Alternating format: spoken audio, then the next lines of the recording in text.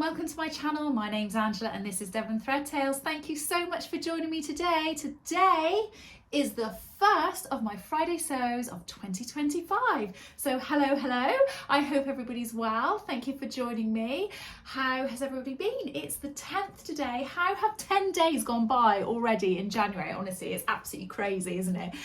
Time seems to be whizzing away, but I hope everybody's well. I've had quite a busy week myself, certainly in terms of sewing. So I thought I would share a little bit of what I've been up to. So first of all, in terms of my channel, on Monday I released a video that I had recorded an incredibly long time ago, and I don't know what it was that was putting me off actually uploading it, but I eventually did, and I released the sew along for the McCall's M6044, which is a man's shirt, and it's a step-by-step, you know, going through the process of making up the shirt. And I have to say, I'm really touched and blown away by some of the really kind and really lovely comments that people have said on that video, just appreciating the fact that the video's there and, you know, that it's helping them. And I just wanted to say a massive thank you back to you for taking the time to say thank you for that, because it really does make a difference when you know that you are helping and that you are hopefully, you know, adding something to somebody's sewing armour in terms of their skills, etc. So thank you so much for everybody that has taken the time to either watch it or comment on it. I really do appreciate that. And alongside with that, people that have actually sent me a Ko-fi as well on my coffee on my Ko-fi account. I don't really know how to say it. It's K-O-F-I. Is that Ko-fi or is it coffee? I don't know. Anyway, people that have sent me a donation on that, and I just want to say a massive thank you. I really do appreciate it, and it is so very much appreciated and very, very kind of you. So thank you so much. Also this week I have recorded my first of my 1 week Me Made January, because lots of people had said that they didn't want me to give that up, and I'm really happy to carry on doing it. I just wasn't sure that people wanted to. So I'm really glad that people are enjoying it, and I recorded that. So I'm going to be editing that a little bit later on today, and that will be out on Monday next week. So like I said, I have had quite a busy week in terms of sewing. I've really got my mojo sort of back, and I'm like, right, what am I going to sew, what am I going to do? And I've done something which is an age-old pattern of mine, which I love, which some of you probably can guess what that is, and I've done a few new bits and pieces, so I thought I would go through and share some of that. But before I do, I wanted to share with you what I've done in terms of trying to keep myself not just motivated but organised and on track of where I am, because I am scatty. You may have guessed that I am a little bit scatty and I'm a bit all over the place, and I kind of go, oh, I really fancy doing X, Y, Z, and then all of a sudden something new and shiny comes along and I still want to make that, but I suddenly go, oh, I want to make that now. And I end up with lots of half projects, which some of you are probably very well aware of, and I do have lots of whips, and I am making a concerted effort to try and get myself through those. But I had for Christmas 2 calendars. I had one which was a family sort of sized one from one of my daughters, and it's really handy for, you know, just putting dates, birthdays, dentist appointments, all that kind of thing. So that's downstairs in my kitchen to make it easier for my husband and I to know, you know, what's going on. But I was also given one in my advent calendar from the very lovely Karen, who is So Little Time, and she gave me this really funky slimline calendar, and I thought, oh, I don't really want to waste the fact that I've got these calendars. I wonder what I can use this for. And then I thought, actually, this would be really handy for putting in sewing only related items. So I've drawn a bit of a line down here, and I'm going to keep a tab on what YouTube videos I quite fancy sort of uploading and what have you. So I'm going to be putting those in there. And then on this side, I've then put a list of different things that I would like to achieve sewing wise, or attempt sewing wise, in each week. Now I've written them down on particular days, but that doesn't actually relate to anything. I've literally stuck to 3 items a week, and they're not all, you know, I have to make an entire thing. They're all sort of just steps towards something.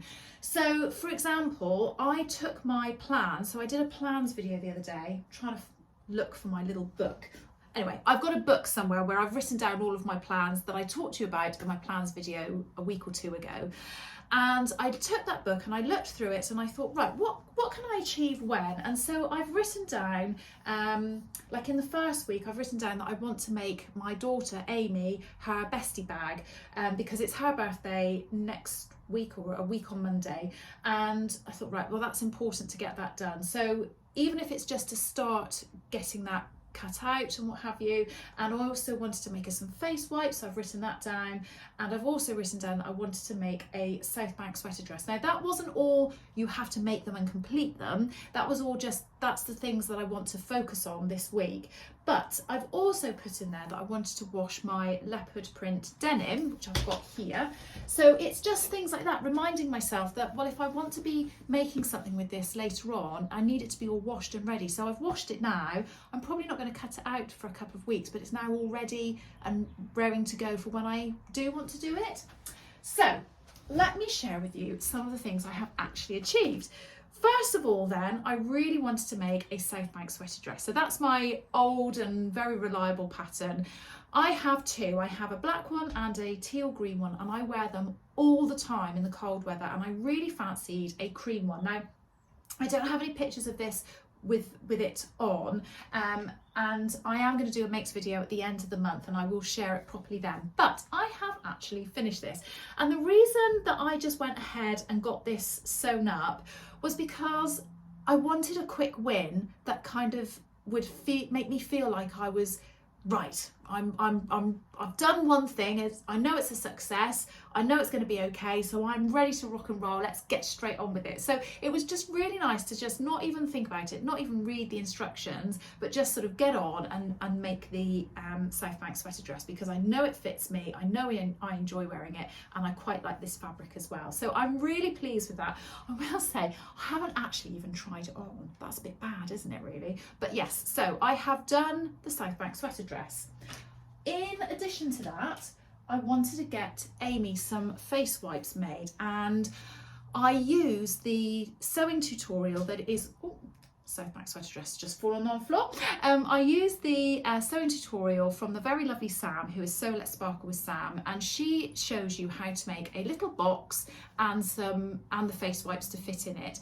And I've done them here. I'll put a picture up on the screen of what they look like. But I'm absolutely chuffed with how they've come out, and I really love the different colours that I've used in the box and on the face wipes themselves. And they've got these little ribbons, so you can actually sort of pull them out like that. And yeah, I've done matching fabric for the outside of the box. On the inside of the box, I've got this tealy coloured Aztec-y kind of, I don't know what you'd call it, Aztec-y kind of design. So I've done 4 in that and 4 in the blue design. And they just go together really nicely, and I'm so chuffed with how they've come out, and I'm really glad because they are going to be part of what I send up to my daughter for her birthday. So I have also started her bestie bag, which is the other thing that I wanted to make for her, and I haven't been able to complete this, and the reason behind not being able to complete it is I didn't have all of the items here to actually be able to complete it. I've ordered them, so I needed a zip with the webbing and the little buckle that goes on the webbing so that you can alter the length of the strap. But I went to Haberdashery Fabric some more, and I bought this as the lining, and I really like that.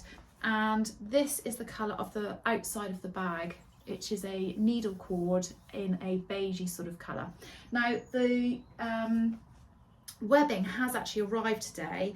I haven't held these together yet.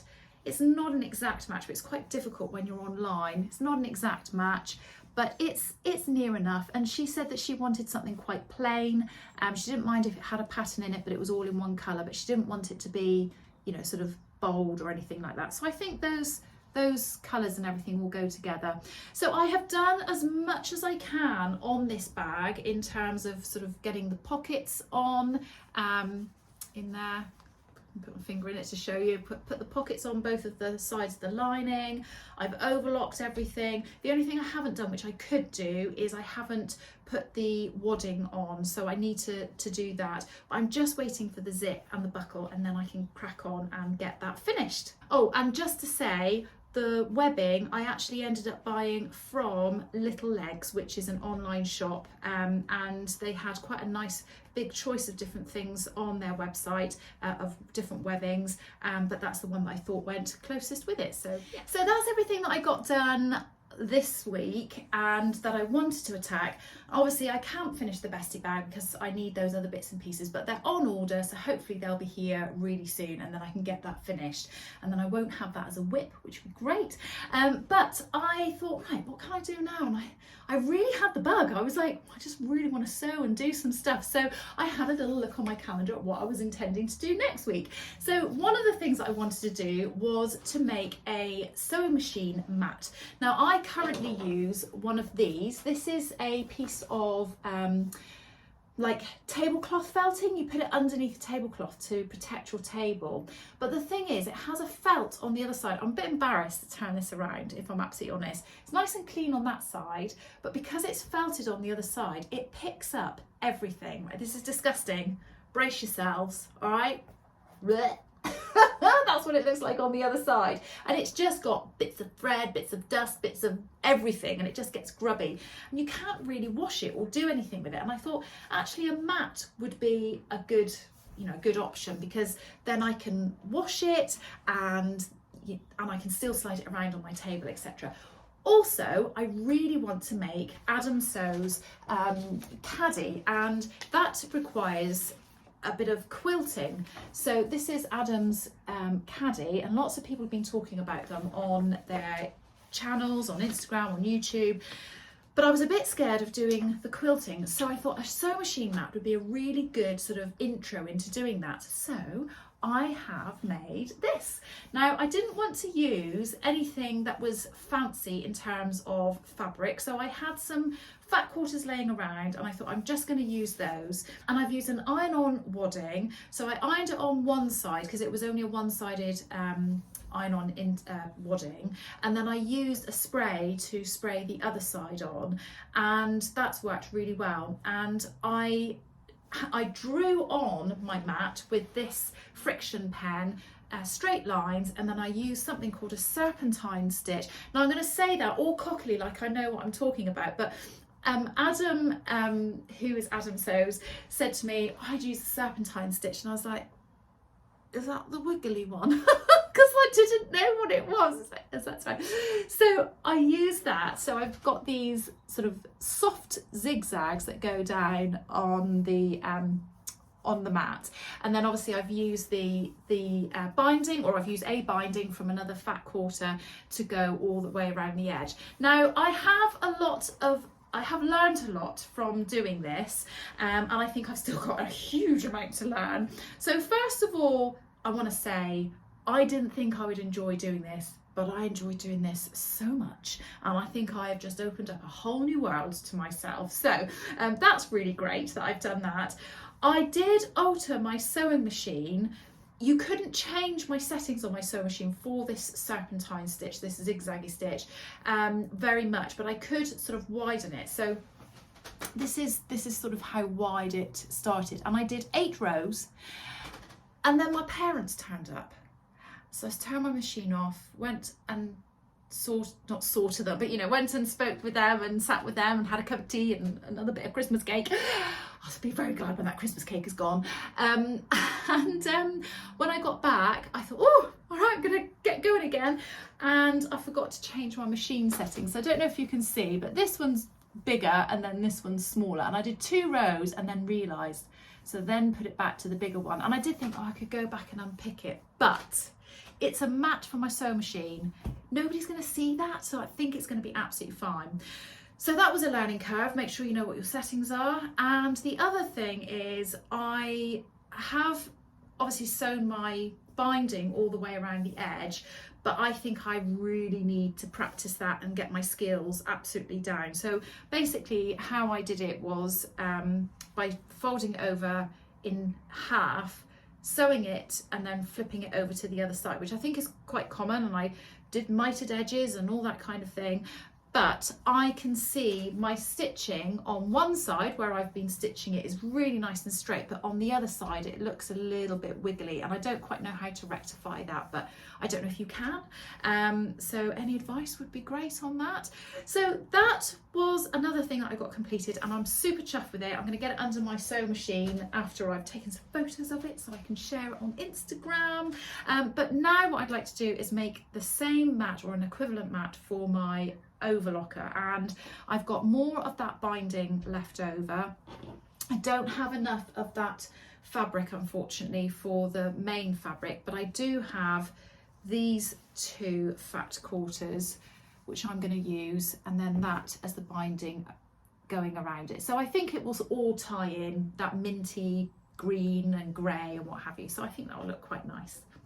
So I also got started on my Rydal jumpsuit. I'm nowhere near finished it in any way whatsoever, so just in case you don't know what the Rydal jumpsuit is, it looks like this.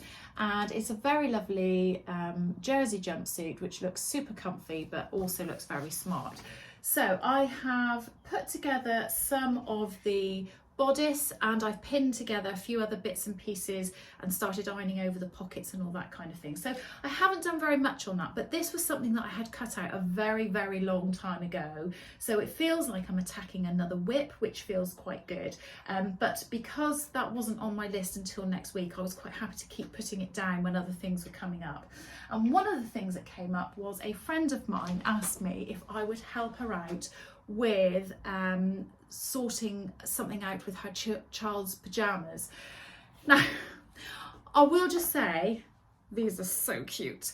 So she has a 2-year-old daughter, and she is just the most delightful little girl. She is so gorgeous, and she has a pair of Grinch pajamas. So Grinch the film, if you're not aware of what that is, and it's a proper pair of button-down pajamas, and apparently she goes, I don't like my pajamas because the buttons hurt me. And I was like, oh, you could just take the buttons off and sew it down. And I said, would you like me to do it for you? She's like, yes, I would. That would be really nice. But then I thought, if I take the buttons off, it'll look a little bit weird. So I did this last night, actually. I was on the phone on a Zoom call with my very lovely friend Karen, so little time. We were having a right old chinwag and yap. Honestly, she is just so lovely and so delightful. It was just so nice to catch up with her because we haven't had chance over Christmas at all. So I got some red felt and cut out the size of the buttons, and then I've done a blanket stitch, hand stitching them all the way around where they should be, and then I've just done a little stitch to stitch that down, so now she doesn't have that uncomfortable feeling of the buttons when she's laying on it, but they still look like a pair of button down pajamas. I'm just hoping she can definitely get her head through the hole. But aren't they cute? They are so cute. So I was chuffed that I could help her out with that. So what's on the agenda for next week? Well, seeing as I've already ticked off one of my to-dos on this week, or next week rather, I'm now like that. Whoa, what can I do now? Obviously, I've still got Amy's bestie bag to finish, and I have 3 other bestie bags that I want to make. Now, I'm not going to be making all 3 of those next week, but I am going to, on my little planner, I've said that I'm going to cut out the second bestie bag, which I'm probably going to do for my youngest daughter, and I'll show the fabric.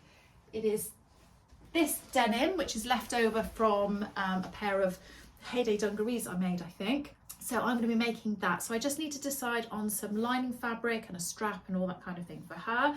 So I will get that cut out and then make sure I get all the hardware in preparation maybe for the following week. So that will be good.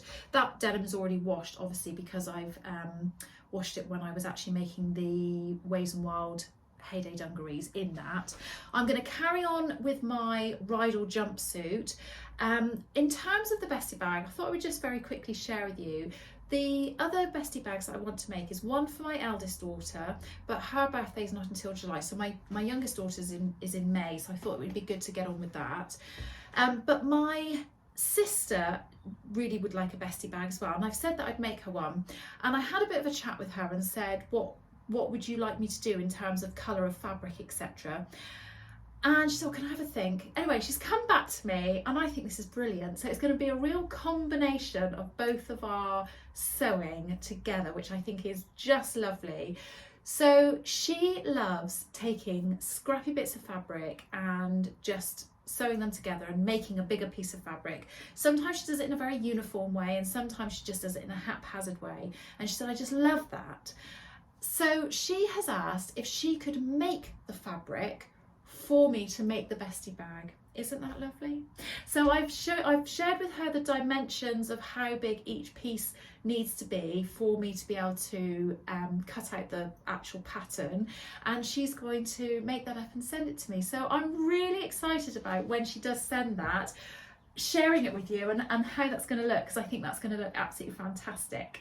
So that's what I'm going to be doing next week, finishing my bridal jumpsuit, cutting that one out, and then on Wednesday and Thursday of next week I'm going up to visit my daughter Ellen, who is in Swansea, and I'm going to catch the train up. It's about, I think it's about a 4.5 hour train, and then she's got a car up there, so we're going to drive back together the next day. And I haven't had any chance to do any more of my hexie cushion that I was doing over the Christmas. Now, some of you may not have seen this, but I'd started doing some English paper piecing quilting, and I've been so enjoying it. It's been such a lovely thing to do and a new skill to do.